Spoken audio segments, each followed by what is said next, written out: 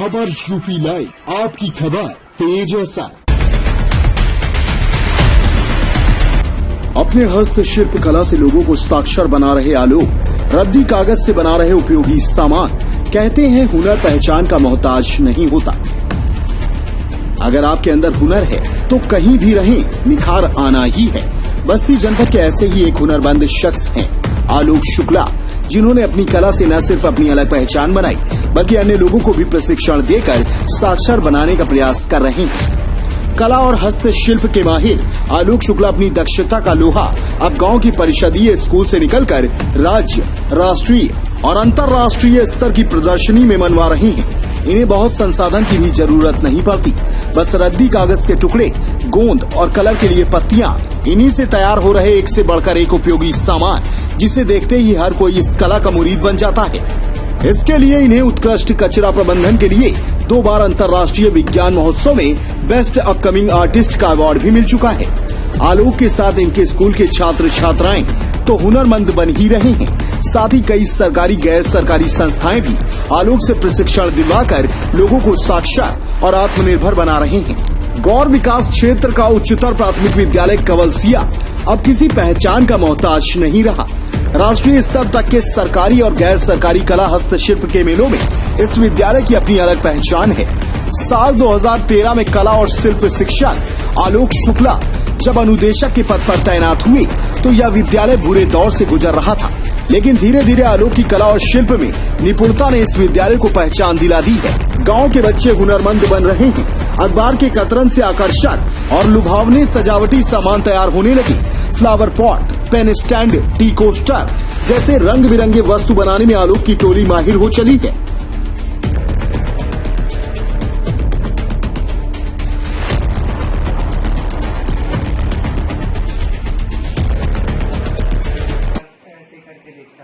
और अखबार से करने में समझ लीजिए 4-5 साल का समय तो लगा, पर अब मैं इसमें सिद्धहस्त हो चुका हूँ। मेरे सिखाए गए बच्चे, तमाम सारी महिलाएं, गांव की स्वयं सहायता समूह की महिलाएं जो क्राफ्ट बना रही हैं बहुत जीरो इन्वेस्टमेंट पे, और चूंकि ये इको फ्रेंडली है, बायोग्रेडेबल है, लागत ज्यादा लगती नहीं है, तो इनकम अच्छी हो जाती है और बाजार में इसकी काफी मांग है। चूंकि ये बिल्कुल नया कॉन्सेप्ट है, लोगों ने मिट्टी पर, पीओपी पे बहुत सारा काम किया है, लेकिन अखबार पर इस तरीके से आसपास के क्षेत्रों में किसी ने काम नहीं किया है। और लोग इस वजह से इसमें जुड़ रहे हैं कि इसमें लागत बहुत कम लगती है, केवल हाथ की सफाई है।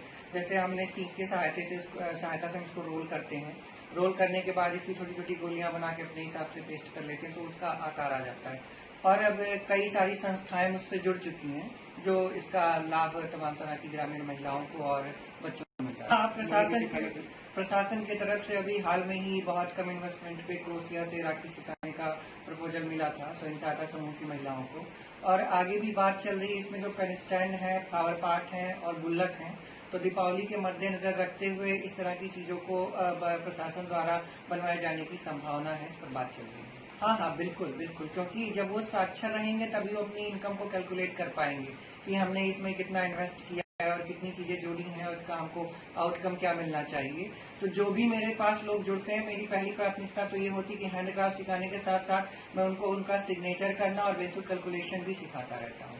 तो बच्चे कुछ जब बना करके घर पे लेके जाते हैं तो ये कहने से मैं गुरेज नहीं करूंगा कि शहर से ज्यादा कला भी गाँव में है।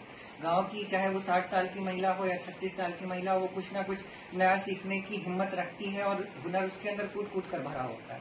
बस उसको निखारने का उसके पास कोई जगह नहीं होती है। तो जब घर से बच्चे या बच्चियां विद्यालय पे सामान लाते हैं, बना करके कुछ ले जाते हैं, तो वो भी मतलब मुझसे प्राइवेटली कांटेक्ट करते हैं, तो मैं शनिवार को या रविवार को उनको भी मैं ये सिखा देता हूँ। और उससे गांव में जो छोटे छोटे मेले लगते हैं उसमें वो लगा करके अपनी अर्निंग कर लेते हैं। तो चूंकि मैं सीमैट प्रयागराज से भी जुड़ा हुआ हूँ और जिले में मैं कौशल विकास का डिस्ट्रिक्ट कोऑर्डिनेटर हूँ, तो इस वजह से मैं मीना मंच की बालिकाओं को, मीना मंच से जुड़े हुए शिक्षकों को या अन्य शिक्षकों को भी मैं मतलब कला और शिल्प का अपने कक्षा शिक्षण में बेहतर प्रयोग कैसे किया जाए, ये चीज मैं उनको बताता रहता हूँ।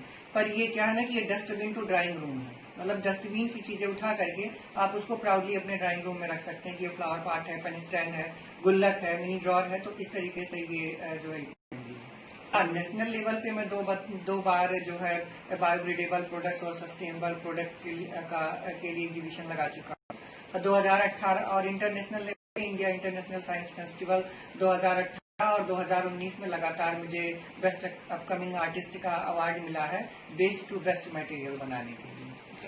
कलर इसमें हम कई तरह के कलर यूज करते हैं, जैसे अगर मेन रूप से हम बायोडिग्रेडेबल और सस्टेनेबल प्रोडक्ट पर फोकस करेंगे तो हम पत्तियों से, हल्दी से, मसालों से, फूलों से उनसे कलर निकालते हैं। अभी जब भी इन चीजों का मेला लगता है तो लोग हाथ से बनी हुई चीजों के ऊपर टूट पड़ते हैं। असल में डिकेड हमेशा अपने आप को दोहराता है।